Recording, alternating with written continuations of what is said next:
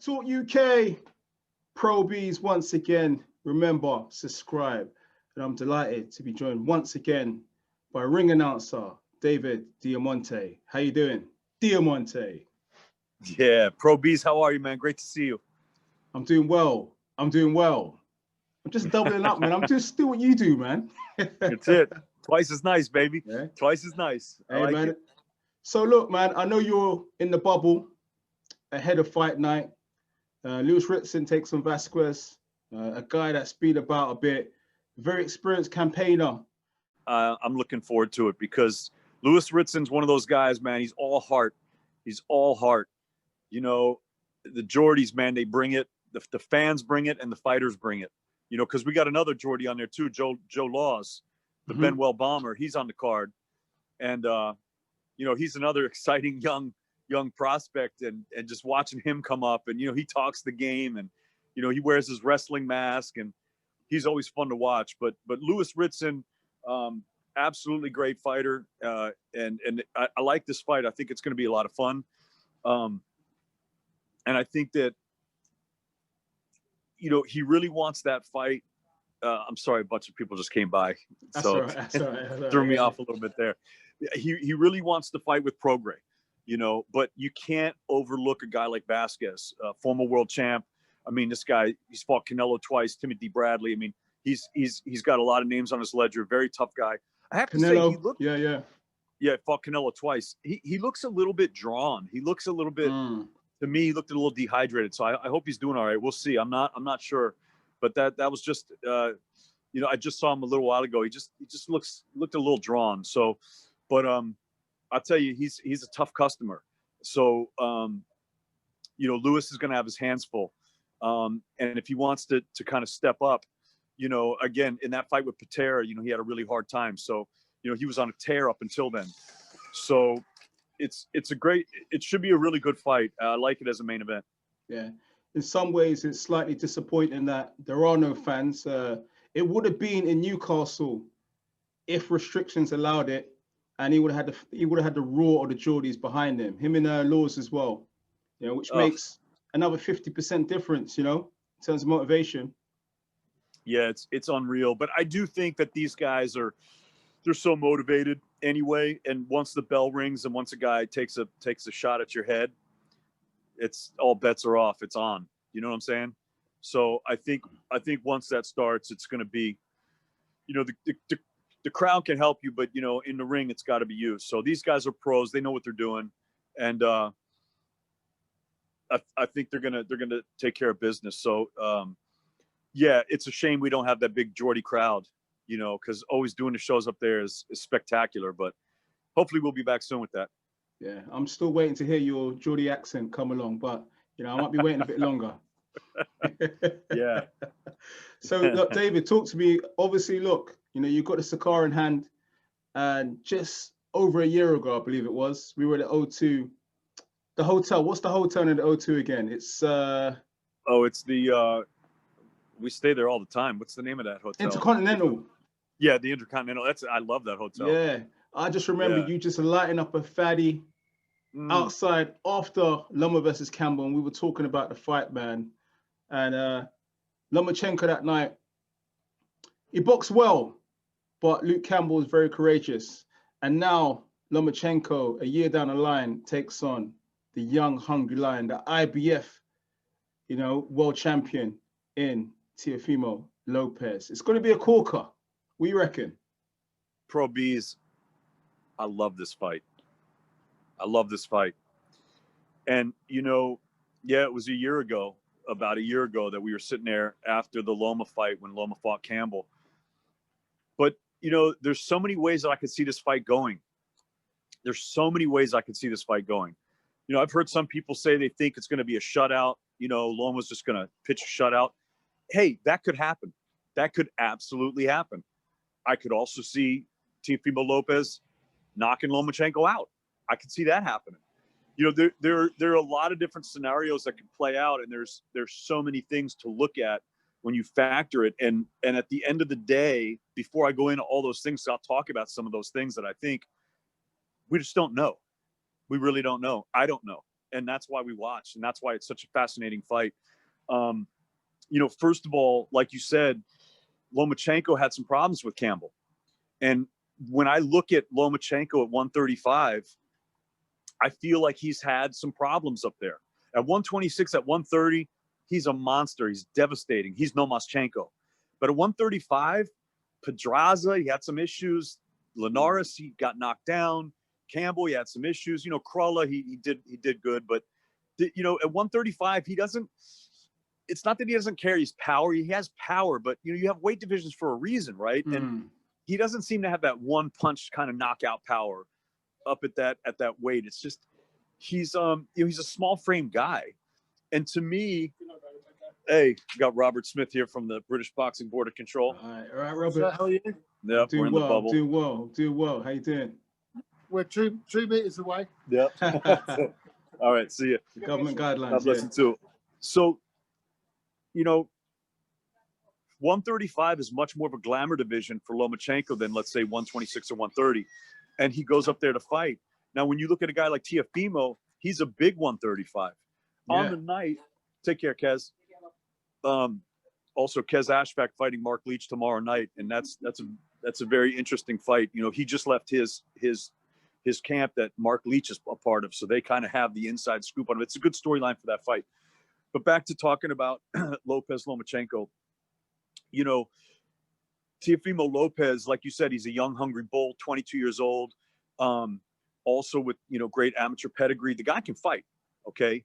The guy can fight. And on the night, I can see him coming in probably around 147. Lomachenko on the night probably come in, I'm just guessing these weights, maybe 137, okay? So that's quite a difference. Now, you could look at it in the way that, okay, well, maybe Teofimo will be slower. Maybe Lopez will be too fast for him. Or you could look at it that maybe Lopez will be too strong for him. So there's different ways that you could look at it. The other thing is when you talk about guys, let's say Loma going up to 135, you got to look at a guy like Mayweather. There's a fight. This fight kind of does remind me back in 2001, I think he fought Diego Corrales. Yes. And Chico at the time was feared, man. Nobody wanted to fight him. And, a powerful fighter. And Mayweather destroyed him, okay? And Mayweather was a monster down at the lower weights, but he moved up. He moved up and he fought at welterweight because that was really the glamour division. And he got a lot of great fights there. For Lomachenko, I think he has a lot of great fights at the lower weights, but the more glamorous fights are at the 135. So you got to give him credit for stepping up in weight to do that. Going back to Mayweather, and you can look at this fight kind of like a correlation to that fight, but at the same time, Lomachenko is a different fighter than Mayweather. He's spectacular like a Mayweather, but they have a different defense. Mayweather used a lot of range in his arms and shoulder roll as his defense. Lomachenko doesn't really do that so much. He more uses angles, and he's very adept at it. But at the same time, even Lomachenko, as high tech as he is, he can make mistakes. And with a guy like Teofimo Lopez, he punches with you, and that can make him extremely dangerous. Look at the Comey knockout. You don't hook with a hooker, and that's what he does. So, when you're in the ring fighting, if you've ever fought, it's almost like physical chess. You're in front of a guy and you're fighting. Oh, speaking of one of my favorite fighters that I just talked about, we got Joey Laws right here. All right, Joey. But when you're fighting, it's almost like physical chess. Things slow down and you start to see openings. Guys have tells. So you're thinking to yourself, oh, all right, he's dropping his left, and you're thinking, I'm going to land that fucking right hand. And right when you go for it is when he's already timed you and he's hit you. And the shot you don't see is the shot that knocks you out. And that's what Teofimo Lopez does.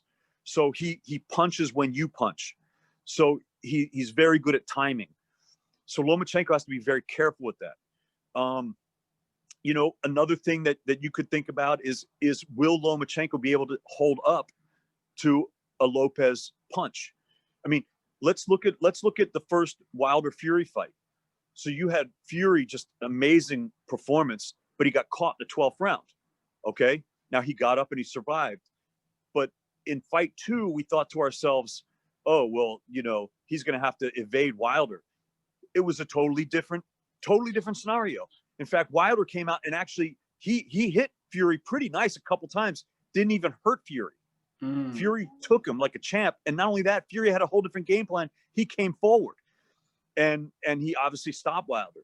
So, but if you look at the fight before, when Wilder fought Ortiz, Wilder didn't win 1 second of that fight until he chinned Ortiz, you know?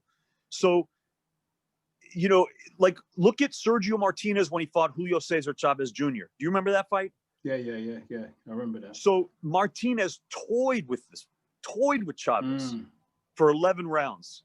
What happened in the 12th round? Bing! Chavez chinned him and got him, knocked him down. But he didn't stop, and Martinez survived the fight, but very close. Same thing with his dad, Chavez Sr. against Meldrick Taylor. You know, perfect example. So I mean, Lomachenko can pitch a shutout, but if Lopez really does have no, Meldrick Taylor. No, I'm seeing Carl Fox versus Jermaine Taylor as well. There you go. And stopped him in the end. There you go. So you know, to me, there are a lot of different scenarios can happen, and all these people are like, oh, Lomachenko's going to school him. Well, he might, but he might not. I mean, let me ask you this: did you think Buster Douglas was going to knock out Mike Tyson?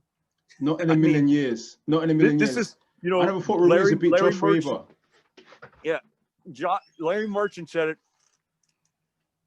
Boxing is the theater of the unexpected, and this is why we watch. It's a beautiful fight. It's two of the best. Man, I cannot wait for this fight, and I love that they're both guys taking the fight. You know, another thing too. This is another couple things to talk about. You know, you got a young guy like a Lopez. He's been in some big fights, but nothing like this. This is by far the biggest fight. It's very possible that he could psych himself up, and he might find himself exhausted after 6 rounds. That can happen. That happens sometimes. You know, you see that with some young, hungry lions, like a Fernando Vargas when he fought Trinidad. You know, these types of things can happen. So the mental strength is very, very big in this fight too. And that, I think the edge would have to go to Lomachenko. You know, he really seems like a cool customer, although this is a different fight because this is maybe the first time someone's really seeming to getting under Lomachenko's skin, whether it's Teofimo or whether it's his dad. Lomachenko really wants to put a hurting on him, and that could come back to haunt Lomachenko. So he needs to stick to his game plan. It's a dangerous fight. It's a dangerous fight for both guys. Yeah. It's a great fight. Is the blueprint out there to defeat Lomachenko? Or obviously, Orlando Salido, earlier on in his professional career, caused an upset. Well, it's a good point because Salido, you know, to me, that was an interesting fight, the Salido fight. I'd more looked at that fight that it was almost that it was the greenness of Lomachenko being an amateur. Like it was almost like Lomachenko to me in that fight seemed like he was such a gentleman. Salido is a Mexican warrior, consummate professional, knows all the tricks of the trade, has been through it, and he roughed him up. You know, he did a lot of those tough things that pro fighters can do in a fight, and, you know, hitting a little bit low or, you know, just really making it more of a street fight. And it worked for him, you know. But I think we saw after that, Lomachenko learned his lesson very quickly. Very quickly. This is a different game. This is the pros. And, you know, I got to conduct myself in a different way.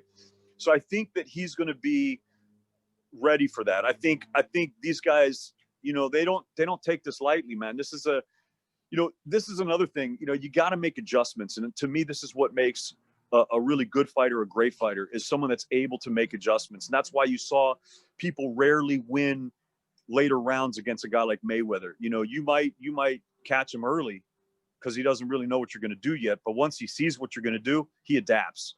So you need to have different.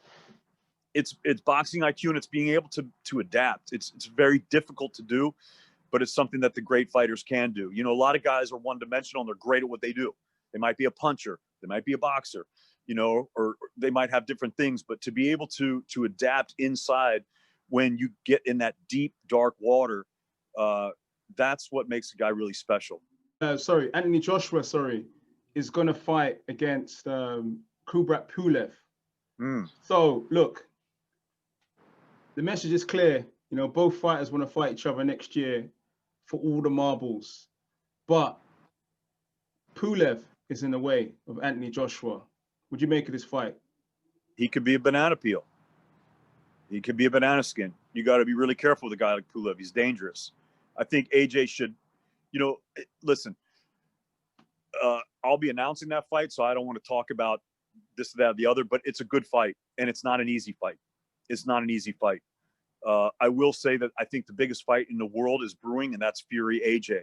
But again, you cannot overlook a guy like Pulev. We're all still waiting to hear who Tyson Fury is going to fight, but you know, you can't overlook Kubrat Pulev. No way. Definitely. What did you make of his comment about AJ having a better tan than him? You know, I don't know. I tend to not to get involved in these kind of things. I mean, Pulev, he also had that situation with the girl with the lap dance, or I don't know what, something with that, with the kissing the girl, something. I'm not really sure. I'm more just involved with the boxing side of things. I'm not really sure what he said, but you know, I'm about the boxing side of it. You know, I know that Pulev is a tough fighter. You know, he's a tough fighter from Bulgaria, and AJ is going to have to. But I think from all accounts, AJ is so ready for this. And you know, I think the Ruiz situation, the first fight was obviously a major banana peel. But he righted that, and he did it in incredible fashion in Saudi Arabia in front of the world. Absolutely amazing. You got to take your hat off to him, and I don't think he's fitting to let that happen again. So I think we're going to see the best AJ that we can see. Yeah. What have you heard anything from the States about Deontay Wilder? I mean, yeah, the trilogy is off, but he's been extremely quiet. You know, in the whole situation, he's been very, very quiet, and it's just off, and we haven't heard anything from Team Wilder.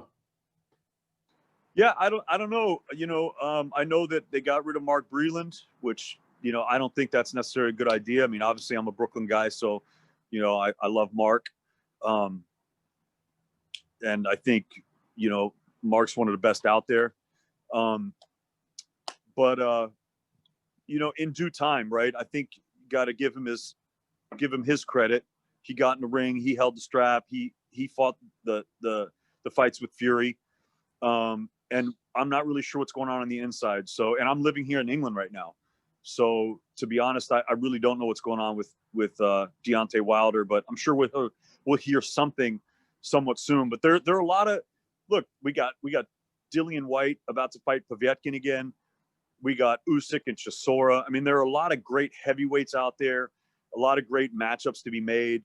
I know we did have a three-headed monster for a long time. It was all about Joshua, Fury, and Wilder. But I think right now it's kind of a two-headed monster. You know, right now it's really Fury and Joshua.